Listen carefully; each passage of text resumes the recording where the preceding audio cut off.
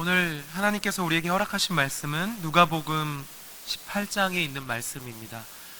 누가복음 18장 우리 9절에서 14절까지의 말씀 한 절씩 교독하시겠습니다. 또 자기를 의롭다고 믿고 다른 사람을 멸시하는 자들에게 이 비유로 말씀하시되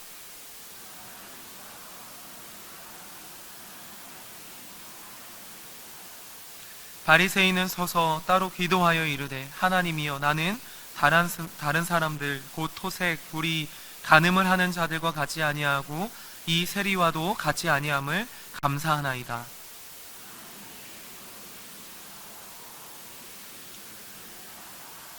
세리는 멀리 서서 감히 눈을 들어 하늘을 쳐다보지도 못하고 다만 가슴을 치며 이르되 하나님이여 불쌍히 여기소서 나는 죄인이로소이다 하였느니라.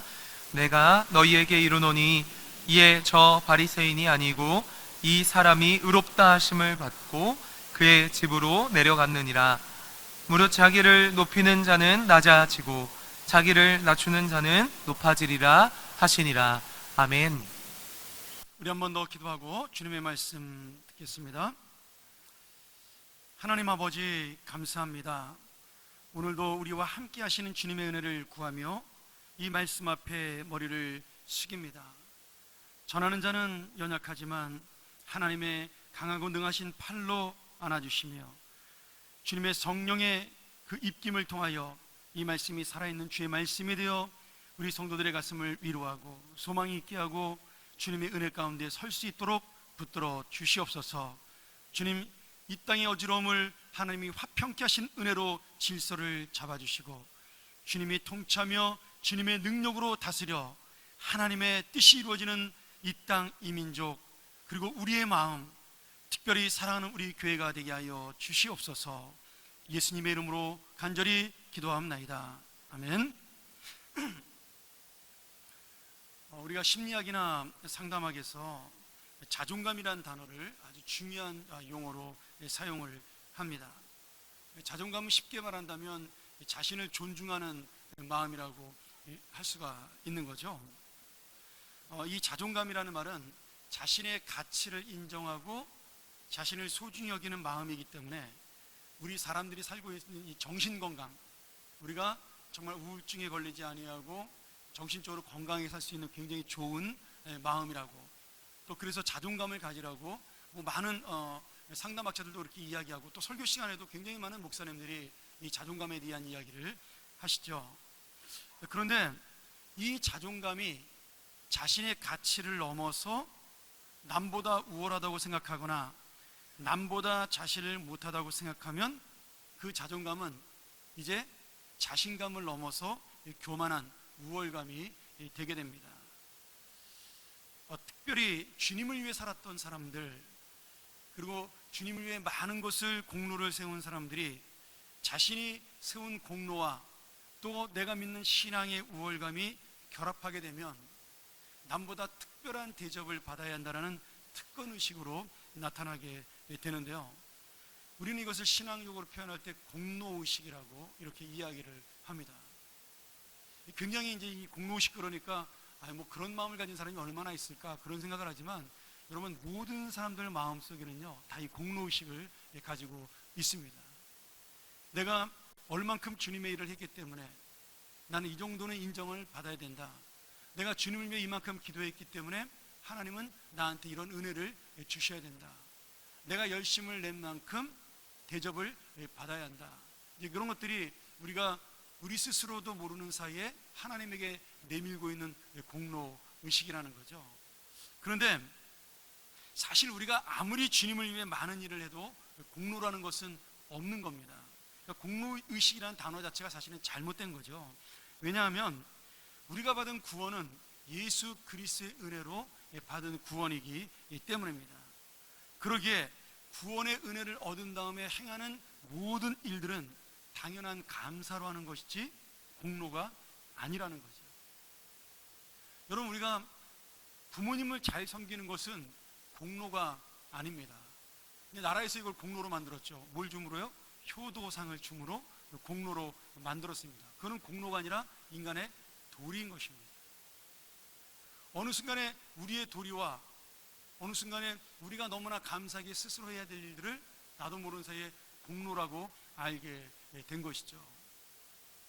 하나님께서 우리에게 자존감을 주셨습니다. 너는 구원받은 백성이고 거룩한 제사장이고 그리고 하나님의 왕 같은 제사장, 하나님의 자녀다. 우리에게 이런 자존감, 자신감을 주셨습니다. 나는 원래 죄인이고 아무것도 아니지만 그것으로 인해서 내가 하나님의 거룩한 사람이 되었고 그 거룩한 일을 행하는 사명자가 되었다라는 거죠. 중요한 것은 이 거룩한 사명을 이루는 것이 우리의 공로가 되는 것이 아니라는 겁니다. 자, 오늘 예수님께서 바리새인과 세리가 기도하는 모습을 대조적으로 비교하면서 누가 의로운 자인가, 누가 의인인가에 대한 설명을 우리에게 하고 있습니다. 자, 누가 의로운 사람일까요? 여러분, 우리의 생각대로 한다면 공로를 많이 세운 사람이 의인이 되어야 하는 거죠. 근데 성경은 지금 공로와 아무 상관없는 사람을 의인이라고 이야기하고 있다는 겁니다. 누가 의로운 사람이에요? 오늘 말씀에 따라 간단하게 대답한다면 내가 죄인이요 주님의 은혜가 필요한 사람이다를 고백하고 마음에 깨닫는 사람, 그 사람이 의인이라고 이야기합니다.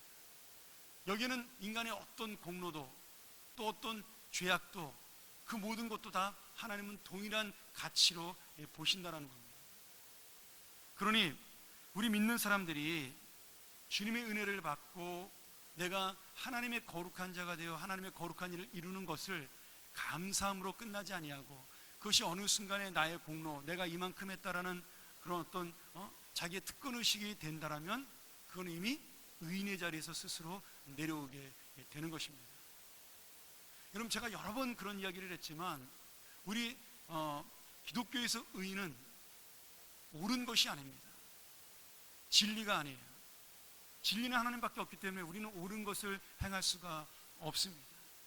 이 세상에 수많은 사람들이 지금 많은 것들이 내가 옳고 서로가 옳다라고 주장해도 여러분 그것은 모두 자기의 욕심과 개인의 생각에서 나온 견해일 뿐입니다. 성경에 의롭다라는 것은 여러분 어떤 이론이나 지식이나 그리고 정의가 아니라 희생입니다. 그 희생은 뭐냐면 결국 내가 아무것도 할 수 없는 죄인임에도 불구하고 하나님이 나를 구원하셨다라는 은혜, 그 은혜를 깨닫고 내 자신을 이제 주님 앞에 드리는 것, 그것이 바로 희생이죠. 예수님의 희생이기도 합니다. 그것을 주님께서는 의라는 단어로 표현하고 있다는 겁니다. 자, 조금 더 나가볼까요? 오늘 하나님께서 예수 그리스도가 이 세리의 기도를 들으시고 저가 의인이라고 칭찬을 하셨습니다. 그리고 그가 은혜를 받은 자라고 말씀을 하신 거죠. 여러분, 하나님께서 우리 계신 은혜라는 것이 무엇이에요? 죄로 인해 우리와 하나님 사이에 막혀있는 담을 허무는 놀라운 사랑이 바로 은혜입니다. 그런데 이 은혜는 하나님께서 반드시 내가 죄인임을 깨달아야만 주시는 은혜라는 거죠. 여기서 우리의 믿음이 시작이 되는 것입니다. 믿음은 지식으로 시작되는 것이 아닙니다. 물론 하나님이 누구신가를 알므로 우리의 믿음은 출발을 하지만 그 이전에 하나님의 은혜를 통해 내가 하나님 앞에 죄인됨을 깨달을 때 그 은혜는 역사를 일으키게 되는 거죠. 오늘 우리는 처음부터 끝까지 믿음은 성장합니다. 그렇죠? 어린아이가 어른이 되듯이 믿음은 성장하지만 이 은혜는 성장이 없어요. 왜냐하면 영원토록 변함없는 완전한 하나님의 사랑이기 때문입니다. 그리고 우리가 예수를 처음 믿든 아니면 오래 믿었든 간에 이 은혜를 놓치지 않고 살아가는 마음, 내가 죄인임을 깨닫고 날마다 하나님의 은혜를 구하는 마음이 가장 나를 의롭게 만드는 하나님의 뜻이라는 거죠. 그 예수 그리스도의 마지막까지 은혜를 놓치지 않고 살아가는 인생이 오늘 주님께서는 의인이요 믿음이 있는 인생이라고 우리에게 말씀해주고 있습니다. 오늘 말씀을 보면 지금 진정한 은혜를 깨달은 세리와 그리고 그 은혜를 받았음에도 여전히 하나님과 자신의 사이에 교만함으로 담을 쌓고 있는, 자신의 공로를 내세우고 자랑하고 의지함으로 하나님과 자신 사이에 스스로 담을 쌓고 있는 바리새인의 대조적인 모습을 보여주고 있습니다. 놀랍게도 두 사람은 동일하게 하나님에게 기도하고 있어요. 똑같이 기도를 시작합니다. 하나님이여, 이렇게 기도를 시작하는데 그 기도의 태도와 내용, 그 응답은 전혀 다르게 나타난다는 겁니다. 자, 오늘 우리가 이 두 사람을 바라보면서 그럼 내가 하나님의 은혜를 받는 의인이 되기 위해서는 어떤 마음을 가져야 되는가를 제가 말씀을 통해 살펴보도록 하겠습니다. 먼저는 우리가 하나님의 은혜를 받는 것이 아니라 하나님과 나 사이에 담을 쌓는 이 바리새인의 모습을 볼 수 있는데요. 지금 바리새인은 두 가지의 담을 쌓고 있어요. 하나는 뭐냐면 다른 사람과의 담을 쌓고 있습니다. 바리새인은 서서 따로 기도합니다. 여러분, 여기 서서 따로 기도한다는 단어가 굉장히 의미가 있죠. 왜 따로 기도해요?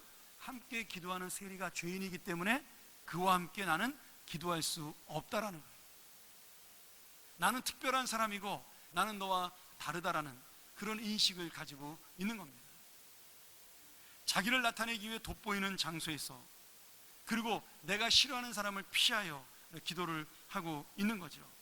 이렇게 다른 사람과 스스로 담을 쌓고 다른 사람을 이해하지 못하고 자신의 가치와 자신의 잣대로 평가하고 무시하는 겁니다. 오늘 바리새인의 기도를 보면요, 두 번씩 반복되는 단어가 나옵니다. 그게 무슨 말씀이냐면 다른 사람과 같지 않다라는 단어입니다.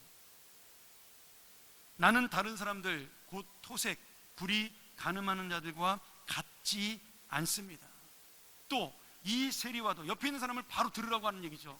같지 않음을 감사합니다. 여러분, 이 기도 자체의 내용에 보면 흠잡을 데가 사실은 없는 거예요. 감사하는 기도를 드리고요, 올바른 삶에 대한 고백이 있는 거죠. 그런데 이 기도 속에는 내가 의인이라는 생각이 가득 차 있기 때문에 주님께서 이 기도를 받지 않으십니다.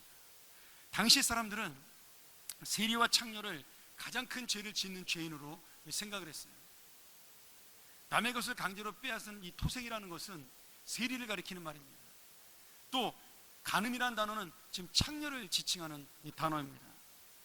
그러니까 그 당시에 세리와 창녀는 죄인과 동일시 여기는 단어였어요.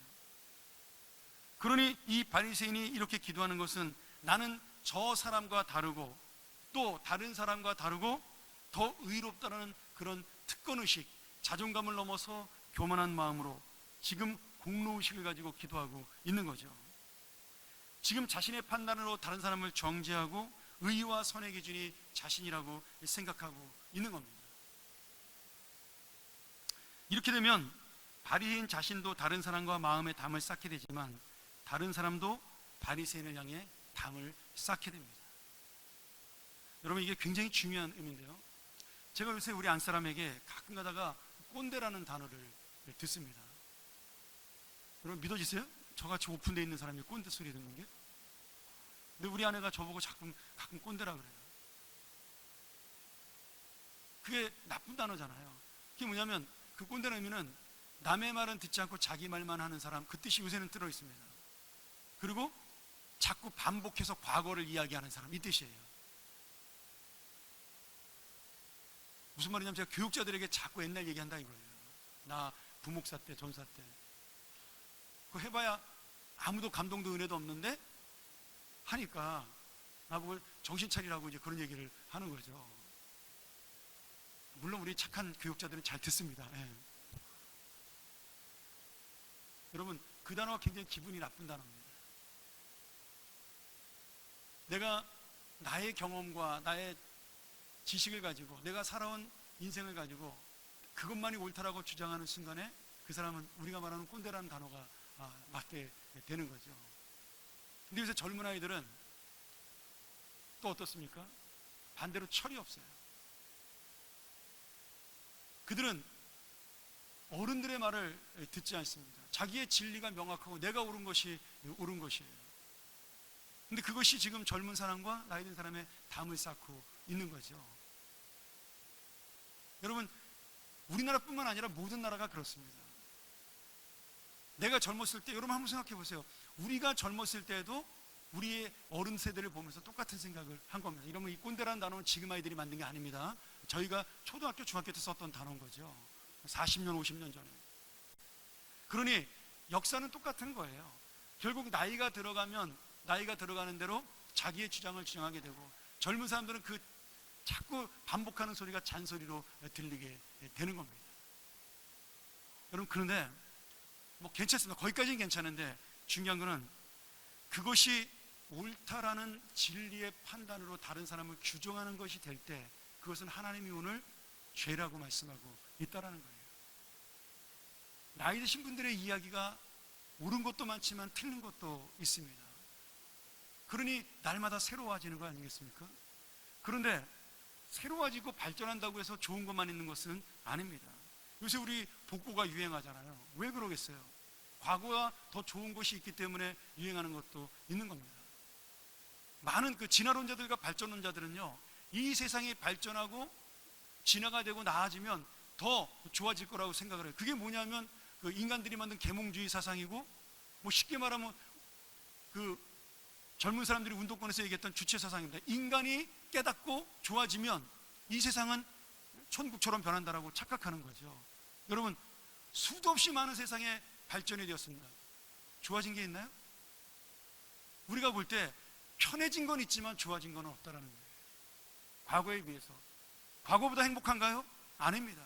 훨씬 더 불평이 많습니다. 그러니까 지금 젊은 사람들이 새롭게 말하고 발전이라고 말하는 것도 진리가 아니고, 연세 드신 분들이 살아가면서 내가 옳다라고 말하고 이 경험들이 다 우리가 들어야 된다라고 말하는 것도 옳다라는 게 아닌 거예요. 왜? 사람은 죄인이기 때문에 그렇습니다. 우리는 우리의 기준으로 이야기하고 우리의 가치로 이야기하고 우리의 생각으로 이야기하기 때문에 거기는 진리가 나올 수가 없는 거죠. 오늘 이 바리새인의 잘못은 뭐냐면 지금 내 기준으로 이야기를 하고 있다라는 거예요. 하나님의 기준이 아니라. 오늘 이 바리새인의 문제는 자신만 교만한 사람이 되는 것이 아니라 다른 사람도 바리새인을 미워하게 만드는 이중의 담을 쌓게 합니다. 여러분, 내가 교만해서 잘난 체를 하면요, 내가 저 사람과 담을 쌓는 것도 되지만 다른 사람이 나를 바라보면서 그 담도 또 이중으로 쌓게 됩니다. 기분 나쁘잖아요. 그래서 오늘 이 바리새인의 죄는 뭐예요? 자기가 스스로 남과 담을 쌓고 남으로도 하여금 자기에게 담을 쌓게 하는 그런 죄를 범하고 있는 겁니다. 바리새인의 기도에서 강조되는 단어가 또 하나 나옵니다. 바로 나라는 단어입니다. 우리말 성경에는 두 번밖에 나오지 않습니다. 나는 일회에 2번씩 금식하고 12절에 또 소득의 11조를 드립니다. 이렇게 나오지만 원문 성경에 보면 계속해서 나라는 단어가 나와요. 제가 원문대로 정확하게 번역을 할게요. 나는 다른 사람들 곧 토색 불이 가늠하는 자들과 같지 아니하고 나는 이 세리와도 같지 아니함을 감사하나이다. 나는 일회에 2번씩 금식하고 나는 소득의 11조를 드리나이다. 나는 계속해서 내가 무엇인가를 이루었다고, 내가 이렇게 괜찮은 사람이라고 이야기를 하고 있는 겁니다. 여러분, 이 속에는 뭐가 있어요? 나는 이렇게 완전한 사람이니까 더 이상 예수님의 은혜가 필요 없다라는 겁니다. 구약에도 이런 사람이 나옵니다. 다니엘서 4장 29절에 보면 우리 한번 말씀 같이 볼까요? 같이 한번 읽습니다. 시작. 나 왕이 말하여 이르되 이 큰 바벨론은 내가 능력과 권세로 건설하여 나의 도성으로 삼고 이것으로 내 위엄의 영광을 나타낸 것이 아니냐 하였더니, 여러분 지금 이 고백하는 사람이 누구냐면 느부갓네살 왕입니다. 느부갓네살 왕은 바벨론의 왕으로 그 당시 중동의 그 모든 지역을 정복한 세계의 패권을 장악한 사람이었어요. 그러니까 그가 이 중동 지역을 전부 정복하고 난 다음에 이미 이스라엘도 다 망하고 아수르도 망하고 뭐 이집트도 거의 뭐 무너져가는 나라가 되고 지금 이 바벨론 하나가 전 세계에서 가장 큰 나라로 성장했을 때 자기가 그 세우는 성을 보면서 보니까 너무나 멋있고 아름다운 거예요. 그리고 자기가 세우는 그 위대한 업적이 너무나 대단한 겁니다. 그래서 고백을 하는 거죠. 내가 능력과 권세로 이 바벨론을 건설했다. 내가 이 바벨론 성을 나의 성으로 삼았다. 내가 이 바벨론 성을 통하여 영광을 다른 사람들에게 드러냈다. 내 위엄이 이렇게 크다. 내가 이렇게 자랑을 한 겁니다. 근데 이 자랑이 끝나는 순간에 하나님이 그를 자기가 누군지를 깨닫지 못하는 정신병자로 만들어버리고 말았습니다. 그래서 이 느부갓네살 왕은 이 고백이 있은 다음에 7년 동안을 들짐승처럼 밖을 쏟아지며 풀을 먹고 사람들에게 미친놈 취급을 받으며 7년을 방황하며 들판을 뛰어다니게 된 겁니다. 그리고 7년이 지났을 때 그가 내가 아니라 하나님이라는 분이 이렇게 하셨구나라는 것을 깨달았을 때, 이 나라의 주인과 이 나라의 역사는 주님이 하신다는 사실을 깨달았을 때 하나님은 그의 자리를 회복시켜 주시게 됩니다.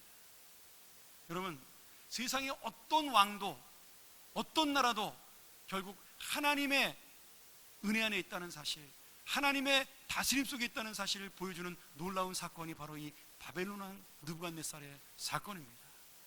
그래도요, 이 느부갓네살은 7년 만에 회개하고 하나님의 은혜로 그 자리로 돌아올 수 있었지만, 이 교만한 바리새인은 하나님 앞에 의로움을 얻지 못하고 돌아가는 불쌍한 인생이 되었습니다. 오늘 바리새인은 자기의 의와 자랑으로 하나님과 담을 쌓았습니다. 스스로 의롭다고 생각하니까 기도를 하면서 은혜를 구하는 자가 아니라 그 기도를 통하여 자기가 인정받기를 원하고 스스로 하나님의 판단하는 심판자가 되어 다른 사람을 정죄하는 교만한 사람이 되었습니다. 이 사람이 고백을 하다 보니까 더 이상 자신은 주님의 은혜가 필요 없는 사람이고 이제 주님의 은혜가 없이도 살 수 있는 스스로가 하나님이 된 것입니다. 여러분, 이 바리새인의 가장 큰 문제는 뭐예요? 이렇게 주님의 은혜가 없이도 살아가는데 아무런 문제를 느끼지 못하고 당당하게 살아가는 성도라는 거예요. 주님의 은혜가 없는데 아무런 문제와 그 마음의 갈급함을 느끼지 못하고 지금 여전히 잘 살아가고 있다라는 겁니다. 사랑하는 여러분, 우리는 어떤가요? 내가 주님을 처음 믿게 되었을 때 받은 그 은혜, 십자가와 그 복음의 은혜, 예수 그리스도가 나를 사랑했다라는 그 놀라운 감격, 그것이 없어도, 오늘 이제는 더 이상 그런 것이 없어도 나 그냥 예배드리고 헌금 내고 봉사하고 열심히 다른 사람들과 교제하면서 그저 즐거움으로 살아간다면 오늘 우리도 바리새인과 또 다를 바가 없는 사람이라는 말씀이죠. 오늘 여러분, 차라리 부족하고 차라리 좀 연약해도 뭔가 내 안에 답답함이 있어도 오늘 그것 때문에 주님의 도우심과 은혜를 구하는 영혼, 정말 주님의 사랑과 은혜가 없이는 살아갈 수 없다라고 날마다 고백하는 인생, 그것이야말로 하나님이 원하시는 인생임을 깨닫는 오늘 이 시간 되기를 주의 이름으로 간절히 축원합니다. 두 번째로, 바리새인은 이렇게 하나님과 담을 쌓는 사람이 되었지만 세리는 담을 허무는 사람으로 나옵니다. 세리가 허무는 담은 무엇일까요? 먼저 죄의 담을 허물었습니다. 당시 세리는 제가 지난 금요일 때도 한번 설명을 드렸는데 로마 정권과 계약을 맺습니다. 로마 정권이 이 세금을 거둘 수 있는 세무 징수권을 입찰을 해가지고 경매를 붙입니다. 1년에 한 번씩. 그럼 가장 많은 돈을 낸 사람이 그 경매권을 따서 세금 징수권, 지역의 세금 징수권을 갖는 거예요. 그러니 그 돈을, 많은 돈을 주고 세금 징수권을 딴 사람은 그 많은 돈을 갚거나 채우기 위해서 더 많은 세금을 걷어들일 수밖에 없는 겁니다. 그리고 얼마나 많은 세금을 걷어들이던 로마에서 정한 액수, 예를 들어 뭐 세금을 10억을 걷든 20억을 걷든 로마에서 1억만 내라 그러면 나머지는 다 자기 것이 되는 거예요. 그러니 뭐 좋은 세무서원도 있었겠지만 대부분의 사람들은 욕심이 있으니까 많이 걷어서 강제로 로마에게 바치고 나머지는 다 자기가 착복하는 그런 사람들이 많았던 거죠. 아니, 대부분의 세리들이 그런 일들을 행했습니다. 그러니 가난하고 어려운 환경에도 그렇게 세금을 걷어가니까 이 세리들은 민족의 그 아픔을 이용해서 자기의 배를 채우는 자들이라고 사람들에게 비난을 받다가 결국 이 세리가 죄인이라는 단어와 동등한 단어가 된 겁니다. 그러니까 그 당시 이스라엘에서 가장 나쁜 욕이 뭐예요? 이 세리 같은 놈, 이런 욕인 거예요. 그것이 가장 나쁜 욕이 될 정도로 그렇게 세리는 비난받는 그러한 사람으로 되게 된 거죠. 그런데 이 세리가 지금 자신의 죄를 알고 있다라는 거예요. 사람들이 나를 어떻게 보는지, 그리고 옆에 있는 바리새인이 나는 저 세리와 같지 않습니다. 나는 다른 사람의 돈을 빼앗지 않았습니다. 저 세리처럼 이렇게 기도하는 것을 이 사람은 받아들인 겁니다. 나는 그런 사람입니다. 나는 그런 죄인입니다. 13절 상반절에 이렇게 돼 있어요. 세리가 멀리 서서 감히 눈을 들어 하늘을 쳐다보지도 못하고 다만 가슴을 치며 기도했다라고 나옵니다. 눈을 들어 하늘을 쳐다보지 못하고 땅을 바라보며 자기의 가슴을 치며 하나님, 나는 죄인입니다. 하나님, 나는 죄인입니다. 나를 불쌍히 여기소서. 이미 바리새인이 그 죄를 다 지적을 했어요. 그러니 자기는 할 말이 없는 거예요. 그저 불쌍히 여겨달라는 죄인이라는 고백밖에 할 수 없는 거죠. 자기가 어떤 위치에 있는 사람인지 심령 깊은 곳에서 깨달았고, 그래서 자신의 죄를 아파하며 주님 앞에 이 마음을 찢고 회개하는 모습을 보여주고 있는 겁니다. 그러나 이렇게 진정한 회개가 있었기 때문에, 자기가 죄인됨을 알았기 때문에 지금 죄의 담을 허물고 주님 앞에 나올 수가 있는 은혜를 얻은 거죠. 우리가 날마다 그래서 하나님 앞에 죄인임을 깨달아야 합니다. 여러분, 교회를 다니다 보면요, 점점 죄의식에 무뎌집니다. 왜요? 죄를 짓지 않고 살기 때문이에요. 이게 참 아이러니한 거죠. 예수를 믿게 되면 죄에 대해서 예민해집니다.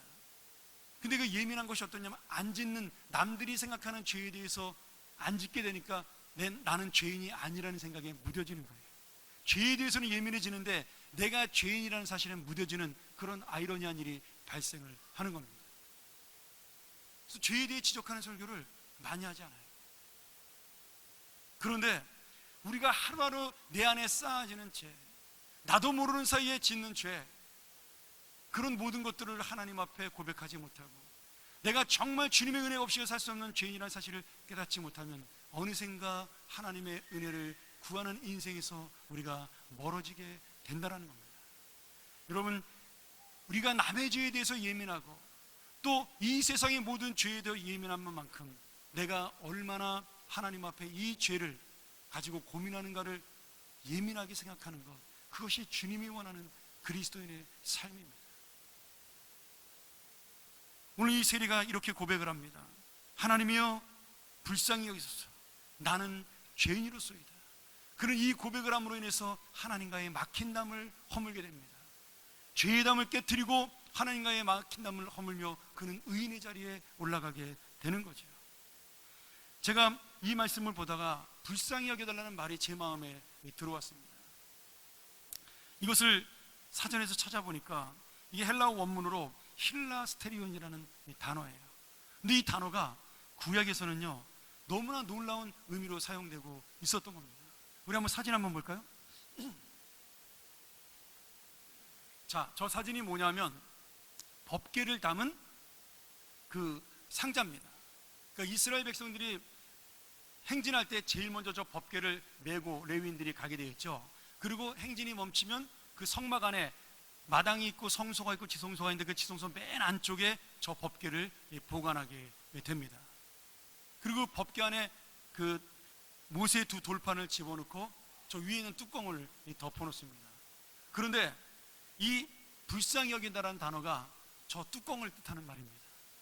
저게 우리의 쉬운 말로 번역한다면 속죄소, 시은소가 되는 겁니다. 저 뚜껑의 이름이.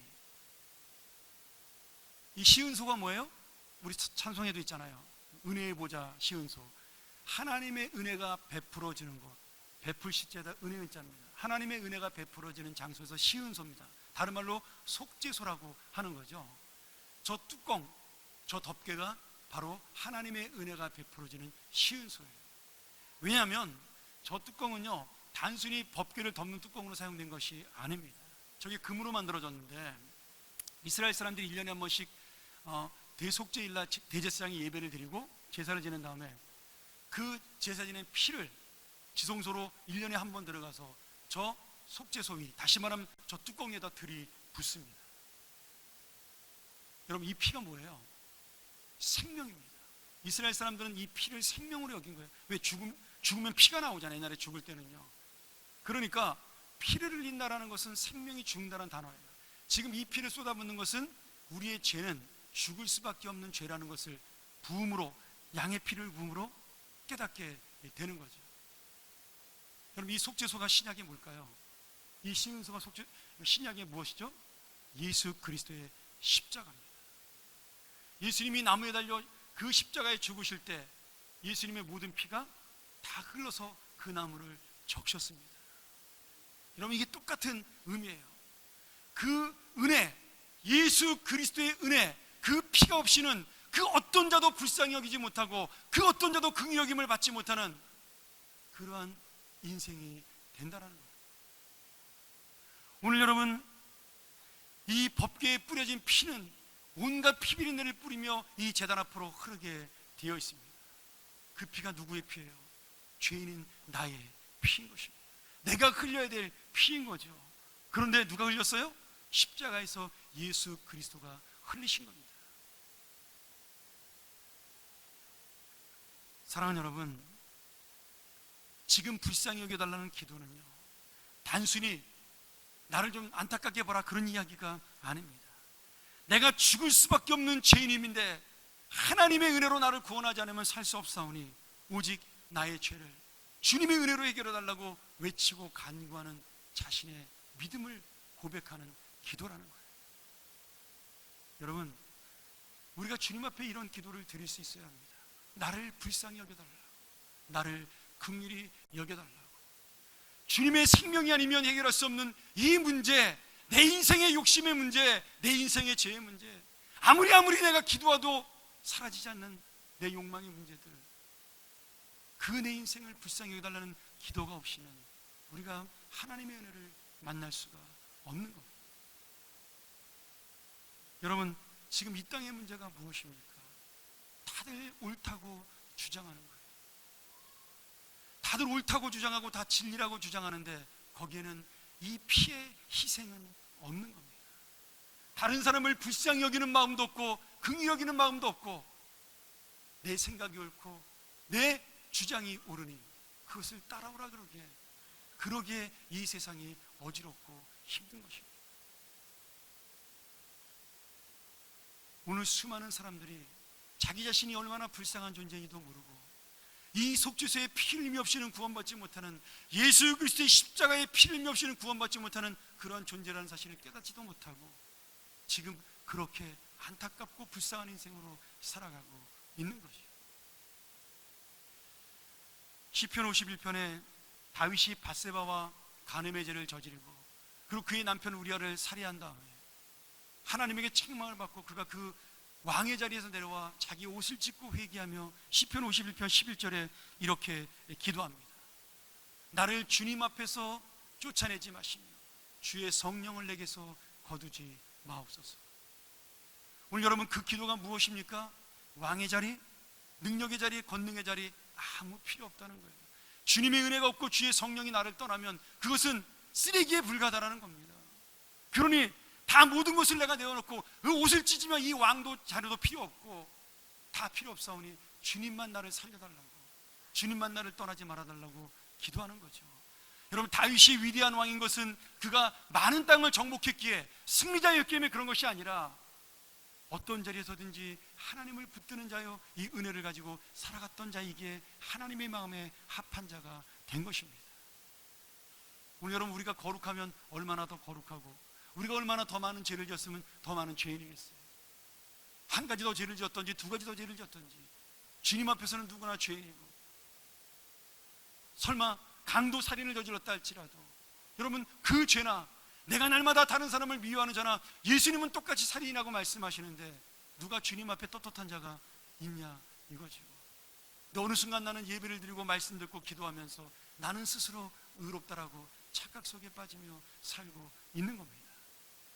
죄에 대해서는 정확하게 지적하는 민감함을 가지고 있지만 내가 죄인이라는 사실에 대해서는 점점 무뎌지는, 그래서 다른 사람을 자꾸 판단하고 평가하고, 그래서 하나님의 마음으로 불쌍히 여기는 것이 아니라 오히려 그 사람을 담을 쌓는 인생을 우리가 살아가게 된다는 겁니다. 사랑하는 여러분, 오늘 이 비유 속에 예수님께서 마지막으로 말씀하십니다.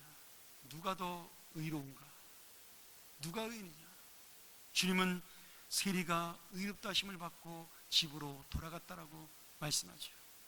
그리고 자기를 높이는 자 낮아지고 자기를 낮추는 자 높아진다라고 하나님 나라의 비밀을 말씀해주고 있는 겁니다. 사랑하는 여러분, 이 비유에서 나는 바리새인과 세리 중 누구일까요? 오늘 이것을 깨닫는 것이 은혜입니다. 우리가 교만할 때 하나님의 은혜는 끊어지고요, 하나님의 은혜가 끊어지는 그 순간에 나는 망하는 인생이 되는 것입니다. 근데 그것이 왜 잘못되었는지도 모르고 그저 우리는 그렇게 신앙생활하고 있는 거죠. 이것이 교만이 주는, 하나님의 은혜를 구하지 않는 자기의 죄인 때문에 깨닫지 못하는 자의 무서운 결과입니다. 말씀 정리합니다.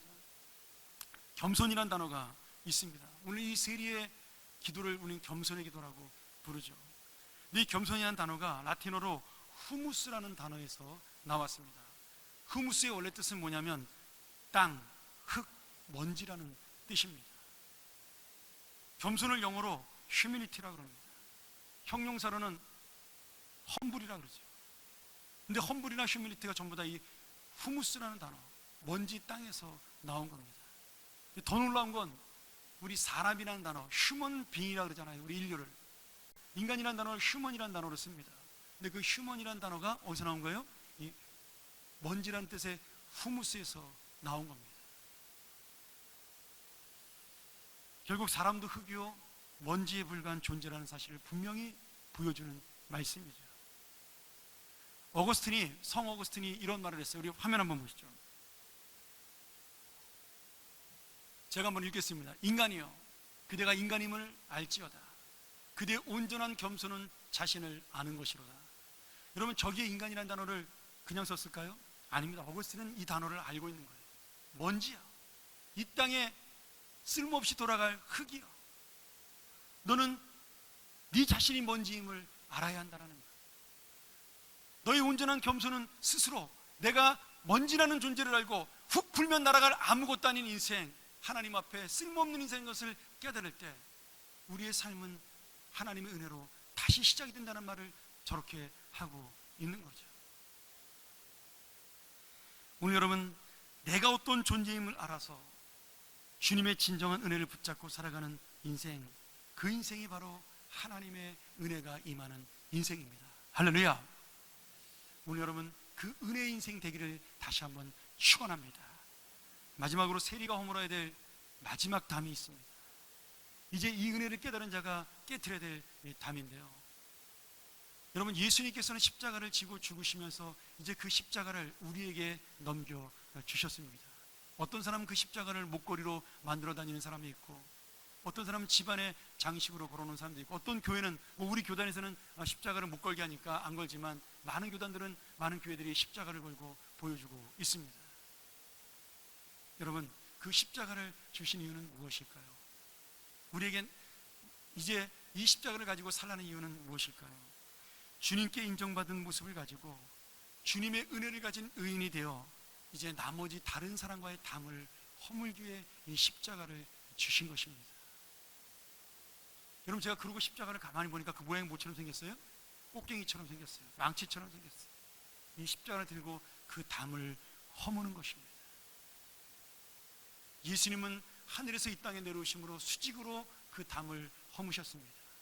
이제는 우리가 수평의 십자가로 그 담을 허무는 인생이 되라고 우리에게 나머지 십자가를 주신 거죠.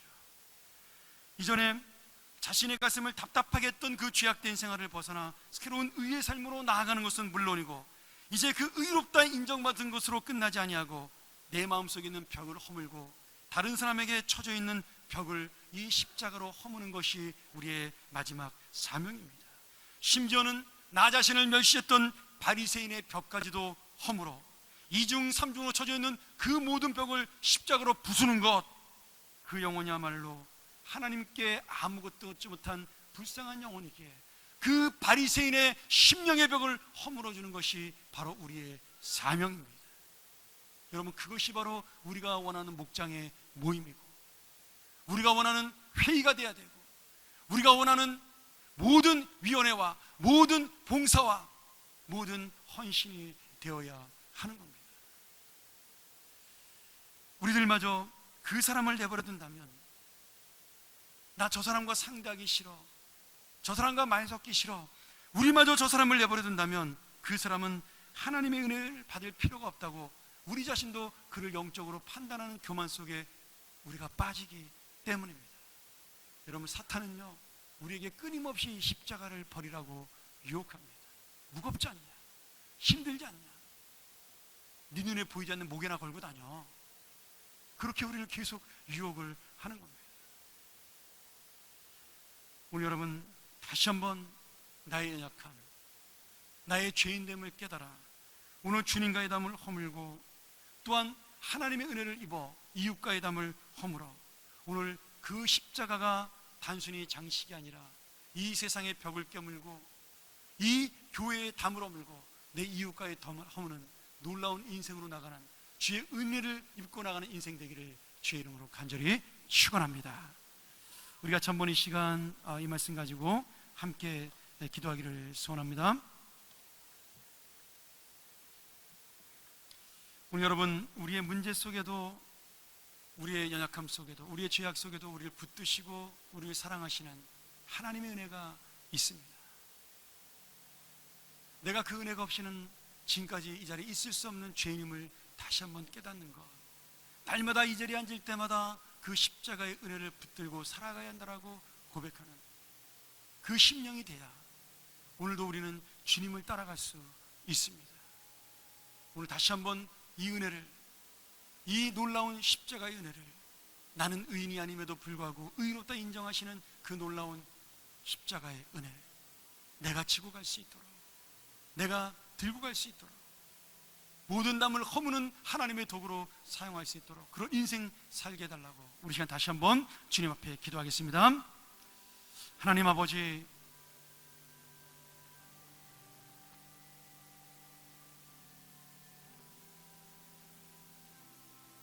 우리의 인생, 우리의 삶, 주님 앞에 죄악된 인생임을 고백하오니 다시 한번 주님 앞에 나의 죄인됨을 깨달아 의로움을 주장하는 것이 아니라, 옳음을 주장하는 것이 아니라 희생하는 자, 십자가를 지는 자가 되게 하여 주시옵소서.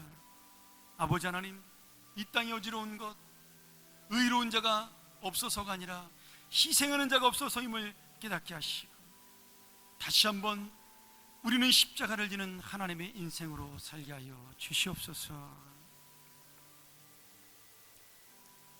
하나님 아버지, 오늘 이 말씀 내 가슴을 다시 한번 움직이는 말씀 되게 하여 주시옵소서.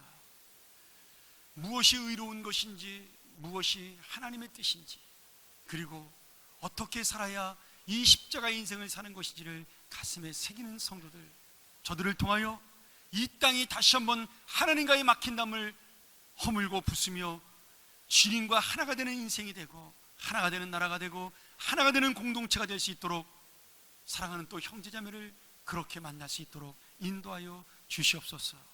우리의 목장 속에, 우리의 모임 속에, 우리의 회의 속에, 우리의 봉사와 헌신 속에 이 십자가의 정신, 은혜의 정신 놓치지 않게 하여 주시옵소서. 예수님의 이름으로 간절히 기도합나이다. 아멘.